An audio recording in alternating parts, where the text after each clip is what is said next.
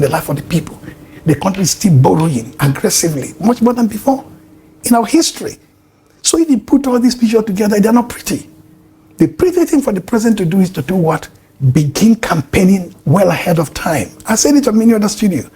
The government panicked, especially because the signals coming from the north were not pretty good signals.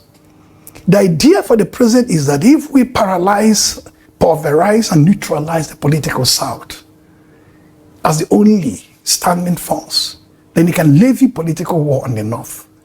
But if you have a President Jonathan, former President Jonathan or P2B coming on board to dismember the South and break that unity into pieces by isolating the president and his team to the Milocon section of the South, that means the Southwest, liberating the Southeast and the South for the other two, or one of them.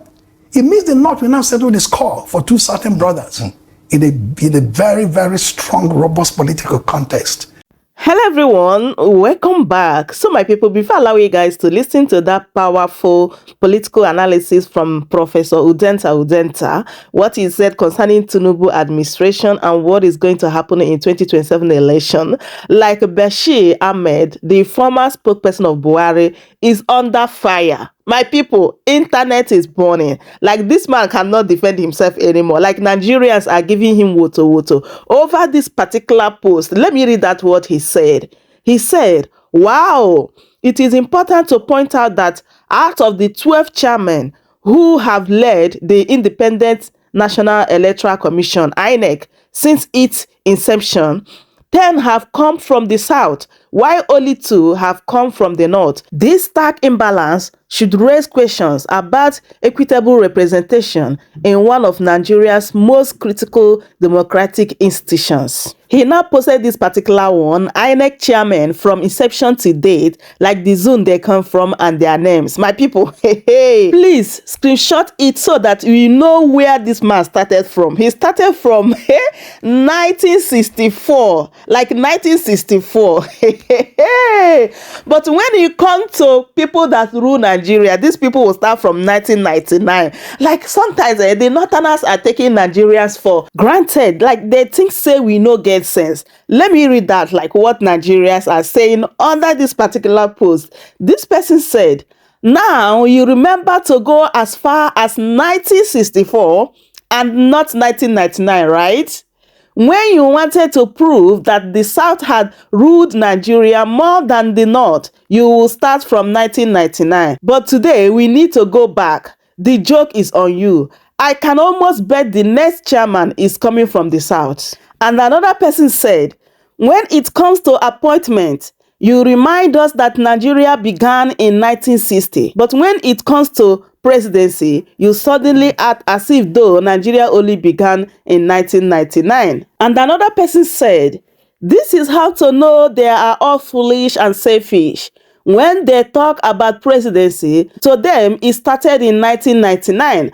And now, INEC, it started in 1964. This is how to know what they are planning. Tinubu will not be like Jonathan. Sure, he learned from his mistakes. And this person said, this is bigotry without you knowing. Some uninformed followers of yours act on your projection. Be wise enough to promote unity, void of tribalism and ethnicity. Competence and capacity should be the new language irrespective of tribe. Be wise. And another person said, you are missing the point. Do you truly believe that this neatly designed image surfaced by coincidence at this moment? The reality is that it is a carefully sponsored piece of propaganda, grafted to push the narrative that the Southwest had never produced an INEC chairman. The internet is clear to pave the way for Bola Tinubu to appoint his royalists from the Southwest as the next INEC chairman. This is another perspective, my people. Like, these people are using everything to make sure that Bola Tinubu is coming back in 2027. Like they can do anything because this Bashir Ahmad is still Tinubu's supporter. So they can do anything to make sure that Tinubu come back in 2027 by bringing this peace so that the world will see that, oh, the Southwest has not produced INEC chairman. So that Tinubu will be very, very comfortable to appoint his tribe man as INEC chairman come 2027 so that they can do whatever they want to do to make sure that Tinubu comes back in Aso Rock. Even APC and Tinubu supporters are firing and giving woto to this Bashir Ahmad, saying that he is plotting against Tinubu. My people, like the reactions are too much. And later on, look at what he said here. He now came back and said, honestly, I didn't know why some individuals are clearly angry about this post and trying so hard to twist it into something about tribalism. Unfortunately, I didn't know beforehand that the neatly grafted flyer being circulated had any hidden motive. I genuinely thought we were all being patriotic. That was why I pointed out a simple fact. Out of 12 chairmen, 10 came from the South, and I believe it is fair to raise questions about such imbalance. For those who interpret my post through the lines of tribal sentiment, let me remind you that the North is not one single tribe. It is a region of over 500 different tribes. Therefore, labeling my observation as tribalism only makes sense if you wrongly assume the entire North is one homogeneous tribe. In fact, even the only two INEC chairmen from the North are not from my own tribe. So please, let's set aside unnecessary sentiment. If you have an agenda to promote, you are free to advocate for it in peace. So after this particular second post he posted, like they are still giving him wutu. But let's stop here so that we can have opportunity to listen to what Professor Udenta said concerning this Tinubu government, as well as what is going to happen in 2027 concerning P2B, Goodluck Jonathan, as well as the North and the South. Take a listen. Do wait to subscribe for more updates if you haven't. Share the video, give it a like, and also leave your thoughts in the comment section. Thank you so much for doing so. Right, let's start on this note. Just 24 hours ago, the national chairman of the Independent National Electoral Commission had a lot to say about 2027. More so about what political parties and political figures have been doing in respect to the 2027 conversation. He says all of these developments, all of these talks about 2027 is not helping our electoral process. It's not helping our democracy because politicians, political figures, political parties are not playing by the rules. There should be no campaigning up until 150 days before the elections. What are your thoughts about his comments and the concern that political talk is pretty much inundating the polity? Okay, now I will pursue this line of thought from two distinct perspectives. You know, we live in a rules-based society. That's why we have rule of law and not rule of men and women.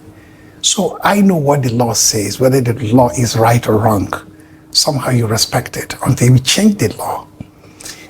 The way and manner we separate politics from governance in Nigeria is mechanical. They're interwoven at every point in time. The system is a presidential system. We borrowed this thing from somewhere. It's not organic. It's not part of the autochthonous community's sense of civilizational evolution to say this is where we are in terms of our democracy. We took it from the Americans. From the day you're sworn in, Trump or Biden, you start campaigning for the next election. For the midterm, it's perpetual campaign. It doesn't mean that when they're campaigning, there shouldn't be governance, policy implementation, policy enunciation, debate over policies. But here, because we have a set of rules and regulations, this is the day you start this one, you do the primary election, you leave the ban on campaigning, we do whatever we can to respect that until it is changed, to ensure that every day, every minute, the domain or site of politics is full of contestation. You cannot bridge it and hold it back and say, wait until some certain days or weeks or months before you start. That doesn't happen. But the second angle to it, the second perspective is that the chairman of INEC should be courageous enough to call a spade a spade. He should look at the president of the country, Bola Ahmed Tinubu, and say, Mr. President, you erred with your team, with the presidency, with your party. You jumped the gun, and others followed. They were doing a slate of mobilization and endorsement across the north. There was one in the northwest, None in the North Central, not one in the Northeast, where even the name of the VP was taken away from the list of those to be endorsed. Openly, in the glare of the public. There was even an endorsement inside the villa. When the president, who ought to man the space of governance and obey the law with his team, let the cat out of the bag, jump the gun, because he panicked in a way, the rest of the political class will not fold their arms. They will join the fray. So, INEC may have to bring other facts by cautioning the president of the country, the presidency, his party APC, to give this piece a chance in terms of politicking and focus on governance. If you don't focus on governance and policy implementation, politicians are bound to seize the moment and seize the day and plan for 2027. You're saying it's fair game at this point? That he has made it a fair game. Because you see, if you have the calculus that you want to prepare for 2027 for leisurely re-entry, that means emasculate the political class, dismember the existing political parties, ruin the infrastructure of liberal democratic governance, and then repress multi-party democracy. It makes it easy for you to re-enter 2027. That's what they're doing. Politicians on the other side must resist it. Must say PDP must be reborn, rebetted, regenerated. ADC must find its footing and bearing in order to survive. Labour Party have to find its own direction here and there. The moment they start doing that, the system, of course, will be heated up. The heating up didn't start from the opposition ranks. It started from the ranks of APC, the president of the country, and the presidency. What about the cost on the polity, on governance? Because the trade-off is that the administration becomes too distracted that governance suffers. Deliberately, the administration distracted itself on two scores. When they have very little to offer, you find something else to distract the people. In terms of policy implementation, policy enunciation, this government came with two broad macroeconomic strokes. Subsidy is gone on day one. Weeks later, Naira floated. These shocks have not abated. It has led to incremental growth of multidimensional poverty. It has led to depreciated living standard of the people. It has ruined so many homes. It has rendered people pauperized. It has even increased insecurity. The moment you know that these policies, which are neoliberal policies, forced upon us from outside, are not working, you must find a way to breathe easy. That is campaigning, going towards 2027. That's why I said that the presidential team panicked in the sense that the policies are not working. As many of these policies have been thrown all over the place, but they're not sticking well. If you ask around their four key domains or sites of life, security, apparatus or infrastructure or architecture, how far is it? Northeast, North Central, Northwest, Southeast. How is it going? Not well at all. Welfare of the people, prosperity of the people, transportation, education cost, and so on, living standard, cost of food, staple food, and so on, not pretty picture. Health-wise, not pretty picture. So ultimately, what you have to do is to shift the campaign, the debate, away from policies that have failed or failing into focus. You think the verdict is out already on the Tinubu reform? There's nothing this government can do to change to 2027 because ultimately by 2026, second quarter, if I'm not mistaken, the primaries of all the parties will take place. The candidates who will face off against him will emerge. Campaign will start whether INEC likes it or not. That's what's going to happen. You needed 2 years, solid 2 years, to avoid politics and govern. He didn't get the 2 years because he decided to throw this 2027 transitional politics into the ring, and politicians accepted it with glee.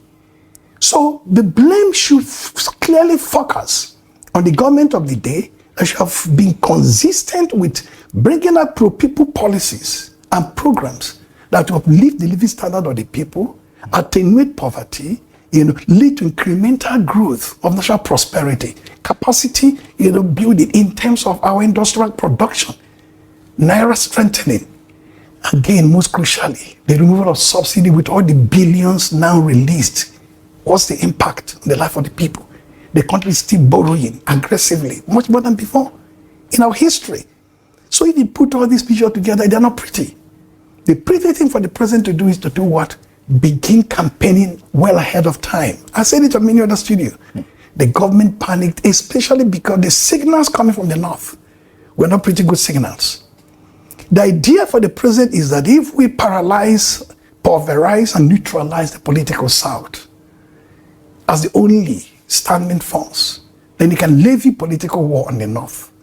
But if you have a President Jonathan, former President Jonathan or P2B coming on board to dismember the South and break that unity into pieces by isolating the president and his team to the Milokun section of the South, that means the Southwest, liberating the Southeast and the South for the other two, or one of them, it means the North will now settle the score for two certain brothers in a very, very strong, robust political context. Because of that reason, he needed to re-engineer the North. The first part of the engineering was the issue of the vice president. I won't stop at that. If they've had their way and less noise was made, possibly a Shetima of the Northeast could have been sacrificed for somebody of the Northwest. That means shifting from the Kanuri corridor. They may claim the corridor has only two potent states, Borno and Yobe, to the Fulani corridor, which has a lot more states. Sokoto, Kebbi, Zamfara, Katsina, okay, right down to Jigawa, Kano, etc. Is that your guesstimate? The point is that politics is a game of number. Right. At the end of the day, what is concealed in the dark will be revealed in the day. The president is going to be renominated by his party, and he's going to choose a running mate. It's either he retains the vice president or he shifts the ground. If he won with Shetima, albeit a close call, why do you think he would want to change the winning formula? It wasn't even a close call. I said it was like a disastrous victory if you can use such a term. When he scored 37% over 100, that's not a close call. The other party is lost. He didn't win. If you combine the votes of PDP and Labour, I mean, elections are zero-sum, aren't they? That's 63% of the vote. That's almost a compact majority. That's a minority president, a minority victory. So he actually lost in terms of the number, in terms of the arithmetic of it. And that is because he was not even known. Check history. Obama did very well in 2008 because say, yes, we can. The fire, the spirit of audacity, that charisma carried him through. 2012, he did very poorly because they've seen him for 4 years and said, he's a regular politician like the rest of them. Buhari came. Mr. Stop corruption, stop indiscipline. So second, it was much more difficult. Jonathan, even former President Jonathan, shoeless, breath of fresh air, not a typical politician. He did it. Second time, he conceded.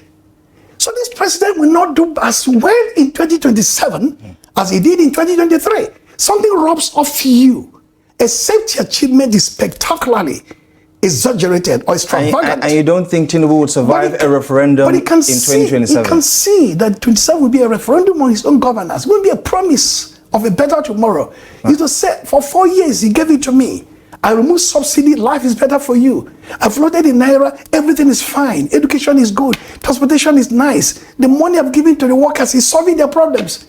These things can be said because people say, hello, this is alternate universe or alternate truth. We know the reality of the day. People are hurting. How do you think a man who not only won 2023 will win 2027 when he has nothing to run on? Right, let's talk about that political map that you talked about. The South, for instance. The talk of former President Goodluck Jonathan coming back into the arena. P2B already, Nigerians get the feeling that he is going to be in the race, right? Talk to me about how some say we're witnessing a remaking of the political map, especially in the southern part of the country. The APC has made some inroads there, albeit through defections of some governors in the southeast and now in the south-south. And there are concerns that some of them will actually still join the APC before the end of the year. What are your theories about what's happening in the southern part of the country about 2027? Now, quickly, before I dive into this matter, 2023, a certain P2P took the brand of a very small party, typically unknown, called Labour Party. No infrastructure. I don't used to use the corrupt term structure. No infrastructure, mean deeply embedded apparatus that can mobilize people for you, protect your vote, what they call mandate protection, canvas for you, interlinkages, networking ability and so on. And then political godfathers and godmothers and goduncles and cousins there to work for you. He smashed through the entire Southeast. He beat everybody. None of the other candidates scored 25%. Maybe in one state, I don't know. South, he did extraordinarily very well. That means capturing governors or senators or getting them to defect will not solve your problem. Because this is not organic. You are picking them from the top, but the mass base is still intact, rearing to go, bitter, angry, disenchanted, and discontented. If you add the Jonathan mix, that's a phenomenon. 11 years ago, late Senator Ifeanyi bettered or founded TAN, Transformation Ambassadors of Nigeria. I was a spokesperson of that TAN. I was the face of that TAN. What was the mission of TAN? That Jonathan has done well in the first term. Nigerians now demand he should do a second term. 11 years later, there's a clarion call that the man who picked up the phone and called his opponent, I lost, you won, congratulations. And for 10 years, built up an incredible stature as a global leader, as a statesman. Is being pressed upon by people, by very powerful individuals, that the country is hurting. We're on the edge of the precipice. We need you to come and salvage this country. Whether he answers the call is a different matter, but if he does, he reshaped the politics of the nation. One of many scores. The North that rejected him in 2015 seemed to be, from my conversations with a lot of the leaders in the North, that we made a mistake in that rejection. Maybe it was just a moral code in terms of the zoning thing. But you can see what they did with the marginal education, with the TAM, we did with the inclusive governance model. Chairman of the party was from the North. The chairman of the INEC chairman from the North. His principal secretary has him took over from the North. His national advisor, somebody that's from the North. You don't have that anymore under Buhari and Tinubu. You find a president who was able to build consensus among all the major and the smaller groups in the country, and grew the economy to the biggest in Africa. And even for Boko Haram, they stand still. So that nostalgic feeling that he should come and save this country is growing. And if he does, I can bet you the North will heave in a tectonic shift away from everybody. Does Jonathan still have some political currency to leverage? Someone saying... That's the currency I'm giving you. It's from the North alone. Someone saying, he's lost his position. He's lost the momentum. I mean, there's still that nostalgia, but he might have lost his touch. It's not the nostalgia. It is real. When you have a president, a country that is growing in stature, economy that is booming, people that are prosperous, they do not become mere nostalgia. But when you find an economy that is tanking, when you find people that are hurting, when you find multidimensional poverty and denuded living as the order of the day, people will remember those days in which the naira was $1 to 200 or thereabout, in which the economy was the biggest in Africa, in which a lot of attention was paid to the youth, in which security was even taken seriously, in which there was inclusion in governance. Not this kind of a local, kind of insular, narrow, regionalist mindset of supremacist and hegemonic politics. So the big deal for Jonathan, and most crucially, let's be practical about it, he has only one time. That is key for the North, because 2031, there won't be any argument. That's why Peter B was very quick to say, right, I have one term to do, even if you give it to me. Right. Because we know that morally, the very imperative that will drive political success is to say 2023 to 2031 is the turn of the South. 2031 onwards is the turn of the North. Jonathan taking this plunge will be a game changer. P2B taking the plunge and getting the nod of the major party is a game changer. Within the PDP, you can see the work being done there. The chairman of the Governors Forum, the governor of Bauchi State, Bala Mohammed, had led the charge to rebuild and reform and retool the party in that direction. Successful convention November, Jonathan will be in the mix. Bola Tinubu is toast. Right. Let's take a look at that picture one more time. It was taken earlier today. In fact, this is former governor of Anambra State in a handshake with former President Goodluck Jonathan. Earlier in the day, he said that, quote, they had a robust, fruitful, closed-door meeting and discussed the state of Nigeria. And of course, it's a known fact that P2B has a lot of respect and admiration for former President Goodluck Jonathan. But there's a big question about who steps down for whom. Oh, it is not it's not in my place. Right. But what do you think about that being... My duty as an analyst, as a student of power and politics in Nigeria, is to watch data like this, to see that picture, not speculation, that P2B went to see the former president. His former boss, in a way. He was the honorary advisor on finance and economy 2013, 14, 15. He was the deputy campaign manager of his campaign 2015. He was even the running mate to Atiku 2019. So he's very closely associated with PDP. That's the last president of PDP. Extraction. But there's a lot of talk, Prof, about what could go wrong if both individuals decide to throw their hats in the ring? Do you know why I talked about the president and his team getting the plot wrong and panicking? PDP will do convention in November. ADC may do a convention sometime around November, December, thereabout. From the INEC timetable, the presidential primaries will be July, August 2026. That is 1 year. It's a lifetime. It's a lifetime and enough time to sort out these issues. Who goes, who doesn't go? With platform or not platform? The time is not upon us yet.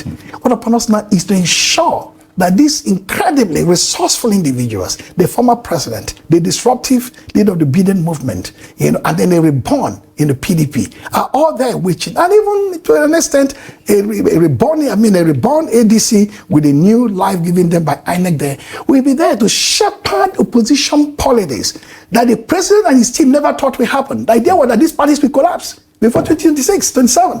It is not happening. By 2026, primary elections there'll be one or two other robust parties ready and waiting to snatch power away from the president and his team 2027. There are a lot of people in the southern part of the country who are against the idea of P2OB or even former President Goodluck Jonathan being in the contest. One of the most profound voices is the current minister of the FCT, who still has, some level of influence, or dare I say control, over the PDP.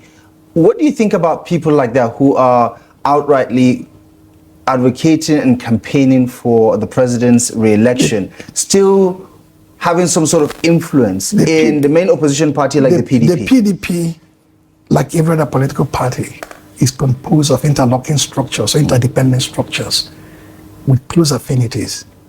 The leading one there is the governors forum, because of the space and power and influence the governors occupy. The chairman is Bala Mohammed of Bauchi State. That engine room of party revival is insulated and inoculated from any of this matter you're talking about. That's most important. The second one is the NWC. Had some issues in the past 1.5 years, but now reborn. They are together. That's why they were able to sign off on the convention with ease, with everybody in sync. Not to please the president, not to please anybody that pleases the president, but ensure that the party is a formidable autonomous entity that is going to give the president and his team a run for the money. The third one is the board of trustees, headed by Senator Mwabara. That is in sync with the governance forum, in sync with the NWC. So in that sense, the dominant tendencies in the party are working towards the actualization of an independent party apparatus that is going to either, we have Sheyi Makinde as a second-term governor. He happened to be a former aspirant. He happened to be President Jonathan, a former president on the party panel. That is the picture, not painted by me, but by reality. Secondly, other entities in the South who are urging for Southern solidarity are those who are benefiting from the misgovernance of the current government, of those who are part of the Milokun, spirit of this is our turn. Ogun State, for example, has had 4 or 5 ministers. Fact check me on this. Entire Southeast has 5 ministers. There's no Southern solidarity in that matter. The 3 domains of hegemony, presidential power, economy, and security apparatus, all confiscated by one entity. That entity doesn't represent the Igbo, Efik, Ijaw, and the PPO. Represent only one dimension. People increasingly, I don't know whether it is true, could be speculation, that the language in the villa now, people know what it is. The language in the central bank, people know what it is. The language in NMPC and language in immigration and the language in customs, they know what it is. That's narrow language. So even when if Sheyi Makinde were to do well in the primaries, he's going to bring that spirit that is known in the Southwest, progressive, inclusive spirit, not a Milokun spirit, that is regionalist, hegemonic in contents, insular, and paragoic in orientation. Right. I mean, I wish I can understand that less Don't you know what they call Baragbo is? When you're in university, Baragbo means your village assembly. Right. Whenever I have, like, for here from, say, a village in Kogi or whatever there, and the whole the meetings there. So you find this presidency is like Baragboic presidency, a presidency of me, I, myself, and my people. Right. Distinct from the rest of the people, even in the South. I'm sure the presidency would disagree with your submission there. He can't disagree with, excuse me, please. This is not something we are doing because we love to do it. When you have, I say, the 3 domains of hegemony, I told you the Jonathan presidency, press secretary, Hassan Tuko. chief of staff at the time was Ogadiomes. At the time was from the late, General Arobofa, forgot his name, from Ondo State or thereabout.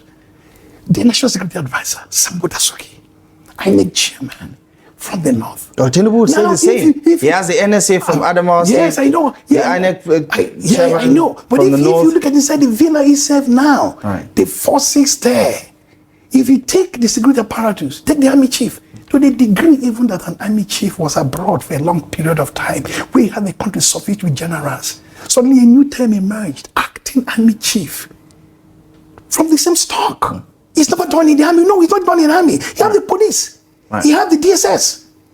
All in one arm. Then he have the Minister of Finance, he have the FIRS, he have the Customs, he have the Central Bank. It's not something Udenta is saying. That is the truth. All right. If you don't balance this thing, it will haunt you. So what he needs to do at this stage is to retool that government apparatus. Because in every village, I told some other people, I have close to 20, 30 professors in my village. Up to 100 PhD holders, engineers and doctors and so on.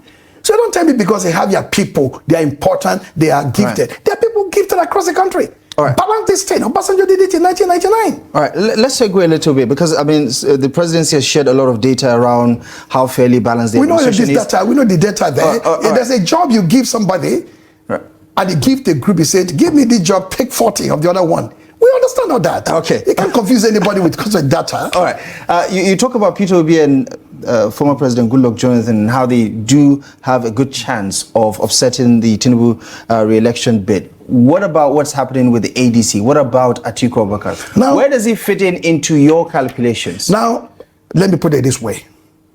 And I want you to organize a town hall, a bigger gathering or forum. That Bala Mohammed said, I will not contest for the presidency with the apparatus I have and the infrastructure I built because I want this moral clarity to give it to the South. Is a very important reason. Strategic reason too is that if you have a Southerner as a president for 4 years, you have to have a Southerner because it becomes increasingly difficult for a Northerner to win. You know why? The president and his team, they have weaponized the South. If you have anybody, I don't want to call him from the North, I don't know the state in the South where he will secure 10% of the vote, given the national climate. So if you don't have 10% of any of the vote in the South... I don't think his electoral track record shows that? I said because it's clear, because we're looking at the geography. Southwest, where is he going to get it? Southeast with Obi and Jonathan, we will get it. There's no way. It doesn't exist.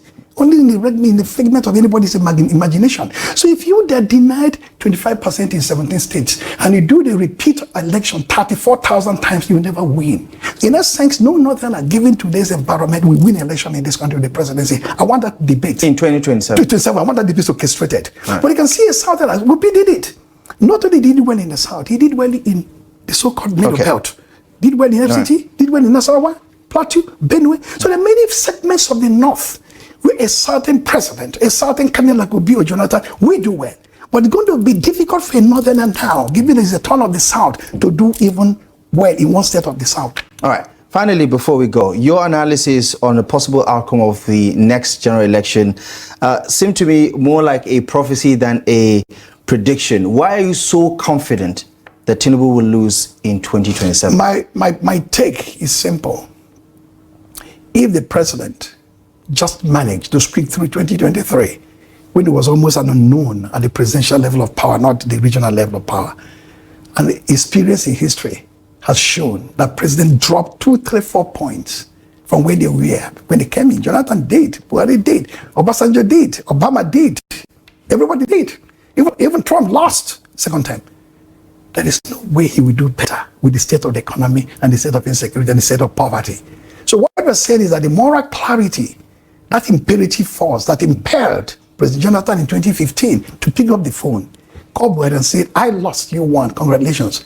President Bola Tinubu should pick up that phone, either to Jonathan or P2B, and said, I lost, you won, congratulations. All right. Welcome to Shamras News TV.